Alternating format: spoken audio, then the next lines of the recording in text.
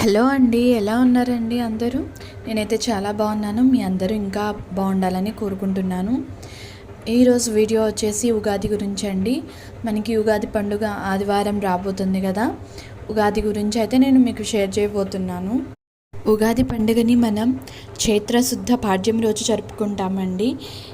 ఈ చైత్రమాసంలోనే ఈ ఉగాది పండుగ రోజు నుంచి ఇంకా ప్రకృతిలో కూడా మార్పులు సంతరించుకుంటాయి కదా, అన్నిట్లో మార్పులు వస్తాయి. అందుకే మనం కొత్త సంవత్సరంగా ఉగాదిని జరుపుకుంటాము. ఉగాదిలో ఉగా అంటే నక్షత్ర గమనం అని అర్థం అండి.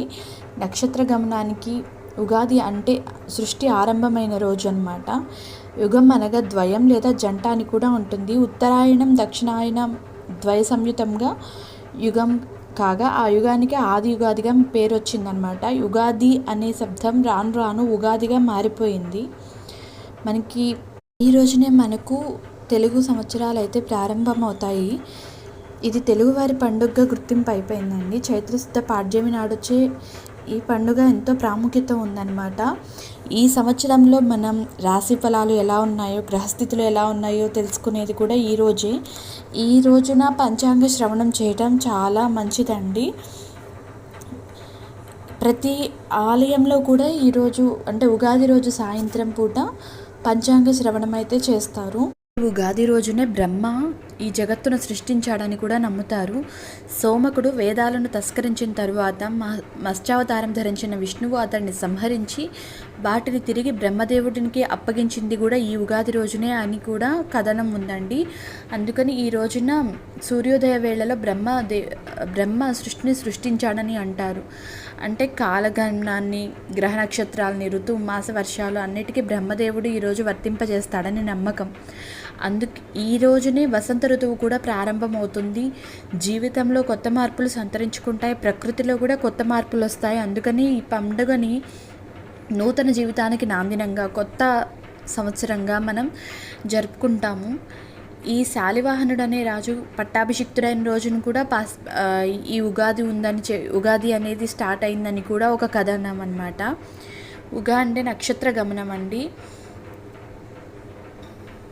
ఇంకా ఈ ఉగాది పండుగ రోజు నుండి వసంత నవరాత్రులు కూడా ప్రారంభమవుతాయి.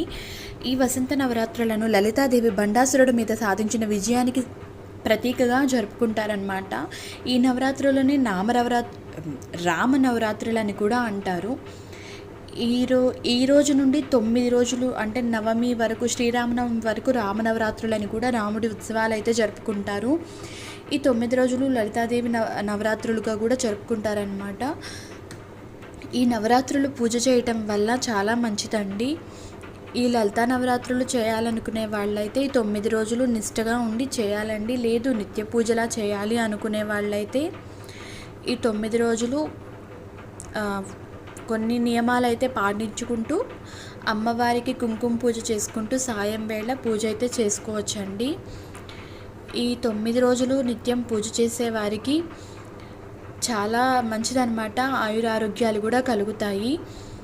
ఇంకా ఉగాది రోజున మనం ముఖ్యంగా చేసే ఆ స్వామివారికి, దేవుడికి నైవేద్యంగా పెట్టేది మన ఉగాది పచ్చడి అండి.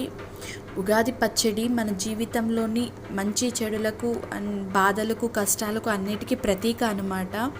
ఈ షడ్రుచుల సమ్మేళనమే జీవితం అని కూడా ప్రతీకగా మనకి ఉగాది రోజున ఈ షడ్రుచులతో కూడిన పచ్చడి చేసి దేవుడికి నైవేద్యంగా అయితే మనం సమర్పించుకుంటాము.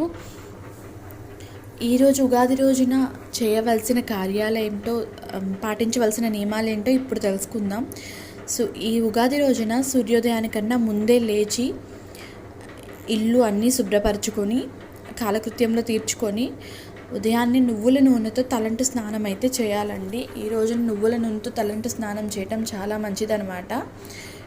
తలంటు స్నానం చేసిన తర్వాత ఇంకా నూతన వస్త్రంలో అయితే ధరించి ముందుగా సూర్య భగవానుడికి అయితే నమస్కారం చేసుకోవాలండి. సూర్య భగవానుడికి ఆర్ఘ్యం సమర్పించుకొని స్వామివారిని నమస్కారం చేసుకొని పూజ చేసుకొని ఇంకా ఇంట్లో దేవుడికి అయితే పూజ చేసుకోవాలి. ఈ రోజున ఏ దేవుడిని పూజించాలి అంటే ఎవరిష్టం వారిదండి. కానీ ఎక్కువ విష్ణుమూర్తి అవతారమైన వెంకటేశ్వర స్వామిని మనం మేమైతే ఉగాది రోజున వెంకటేశ్వర స్వామిని పూజించుకుంటాము. ఎవరి ఇష్టదైవాన్ని వాళ్ళు పూజించుకొని నైవేద్యంగా అయితే ఉగాది పచ్చడిని అయితే సమర్పించాలి. ఇంకా ఈ రోజున నైవేద్యంగా పొంగలి కూడా సమర్పిస్తారు. కొత్త సంవత్సరం కాబట్టి పొంగలిని నైవేద్యంగా సమర్పించి స్వామివారికి పూజ అయితే చేసుకుంటాము. ఇల్లంతా మామిడి ఆకులతో ఇల్లంతా అలంకరించుకుంటాము. ఇంకా ఉగాది పచ్చడిలో కలిపే పదార్థాలన్నీ కూడా మనకు ఆరోగ్యాన్ని చేకూర్చేవే అండి. వేప పువ్వు, పచ్చి మామిడి ముక్కలు అన్నీ రోగనిరోధక శక్తిని పెంచేవి. ఇంకా కొత్త సంవత్సరం నుండి కొత్త అమావాస్య అని కూడా, ఉగాది ముందు రోజున కొత్త అమావాస్య అని కూడా అంటారు. ఈరోజు గ్రామ దేవతలకైతే పూజ అయితే చేసుకుంటారు. ఇంకా ఉగాది తర్వాత నుంచి ఇంకా ఈ వేసవి కాలం అంతా గ్రామ దేవతల్లో అమ్మవార్ల తిరునాళ్ళు కూడా జరుగుతూ ఉంటాయి, జాతరలు జరుగుతూ ఉంటాయి. ఉగాది రోజు సాయంత్రం ఆలయానికి వెళ్ళి దర్శించి పంచాంగ శ్రవణం చేయటం వల్ల చాలా మంచి జరుగుతుందండి. ఈ రోజునే చంద్రుడు అశ్విని నక్షత్రంతో కలిసి ఉంటాడని, నక్షత్ర గమనం జరుగుతుందని కూడా అంటారు. ఈరోజు పంచాంగ శ్రవణం చేయటం కానీ, ఆలయాన్ని దర్శించడం కానీ చాలా మేలును చేకూరుస్తుందన్నమాట. ఇంకా పంచాంగ శ్రవణం రోజున మనకి మన జీవితం ఎలా ఉంటుంది, మన భవిష్యత్తు ఎలా ఉంటుంది అనేది కూడా రాశి ఫలాలు, గ్రహాల గమనం అవన్నీ చెప్తారనమాట. ఈ సంవత్సరం మొత్తం జరిగేవన్నీ మనకి పంచాంగంలో లెక్కలు వేసి జ్యోతిష్యులు అయితే చెప్తారు. ఇంక ఇవాళ శుక్రవారం కదండి, నేనైతే పూజ అంతా కంప్లీట్ చేసుకున్నాను అనమాట. అమ్మవారికి కుంకుమ పూజ కూడా చేసుకున్నాను. లక్ష్మీ అష్టోత్తరంతో అమ్మవారిని పూజించుకున్నాక ఇంకా స్వామివారిని కూడా పూజ అయితే చేశాను, వెంకటేశ్వర స్వామికి. ఈరోజు నా పూజ అయితే ఇలా అయిందండి. పొద్దున్నే మార్నింగ్ చేశానమాట. 8 కల్లా పూజ కంప్లీట్ అయిపోయింది. ఇంత నవరాత్రులు చేయదలుచుకున్న వారైతే వాళ్ళ దగ్గర లలితాదేవి ఫోటో ఏమీ లేకపోతే లక్ష్మీదేవి అమ్మవారి ఫోటో అయినా పెట్టుకొని పూజ చేసుకోవచ్చండి. లేదు కనకదుర్గ అమ్మవారి ఫోటో అయినా పెట్టుకొని చేసుకోవచ్చు. చాలామంది దగ్గర లలిత అమ్మవారి ఫోటో అయితే ఖచ్చితంగా ఉంటుంది. అమ్మవారి పటం లేని పక్షంలో ఇంకా ఏ అమ్మవారైనా ఒకటే కాబట్టి లక్ష్మీదేవిని కానీ, కనకదుర్గమ్మని కానీ, లేదు పార్వతీ పరమేశ్వరుని కానీ పెట్టుకొని పూజ అయితే చేసుకోవచ్చండి. లలితమ్మే కదా, పార్వతీదేవి లలిత అమ్మే కదా, అందరూ ఒకటే కాబట్టి ఎవరి ఫోటో అయినా పెట్టుకొని పూజ అయితే చేసుకోవచ్చు. పీఠం పెట్టకపోతే అన్ని నియమాలు పాటించాల్సిన అవసరం లేదండి. పీఠం పెట్టుకుంటే మాత్రం ఖచ్చితంగా ప్రతి నియమం పాటించాలన్నమాట. నిష్టగా అయితే పూజ చేయాలి అమ్మవారికి. నవరాత్రులు 9 రోజులు పూజ చేసే వాళ్ళు, పీఠం పెట్టుకున్న వాళ్ళైతే ఖచ్చితంగా పూజ చేయాలి కదండి. ఊరు దాటి వెళ్ళడం అలా ఏం చేయకూడదు. ఎందుకంటే ఆ టయానికైతే కంపల్సరీ పూజ అయితే చేయాలి. ఇంకా 9 రోజులు అమ్మవారికి నవరాత్రులు పూజ చేయలేము అనుకునేవారు ఏదో ఒక రోజు, 5వ రోజు లక్ష్మీ పంచమి అండి, ఆ రోజు కానీ, లేదా అమ్మవారికి ఇష్టమైన అష్టమి రోజున కానీ, లేదు ఆఖరి రోజున కానీ అమ్మవారికి పూజ చేసుకోండి. అంటే ఈరోజు నవరాత్రులు 8 రోజులు వచ్చాయన్నమాట. నవరాత్రులు పూర్తయిన తర్వాత అమ్మవారికి ఉద్యాపన అయితే చెప్పుకొని పండు, తాంబూలం, చీర, జాకెట్ అయితే అమ్మవారికి సమర్పించుకుంటారండి. చీర అవి సమర్పించలేని వాళ్ళు పండు, తాంబూలం పెట్టి అమ్మవారికి ఉద్యాపన అయితే చెప్పుకోవచ్చండి.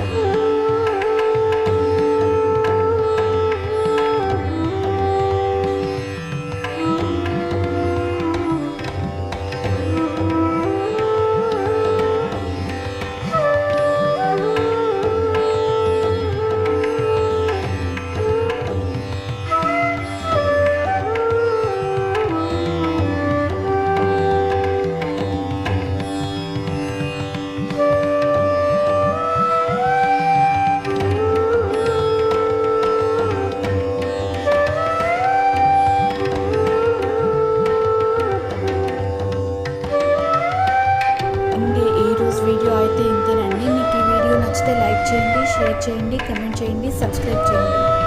Thank you. మరో మంచి వీడియోతో మళ్ళీ మిమ్మల్ని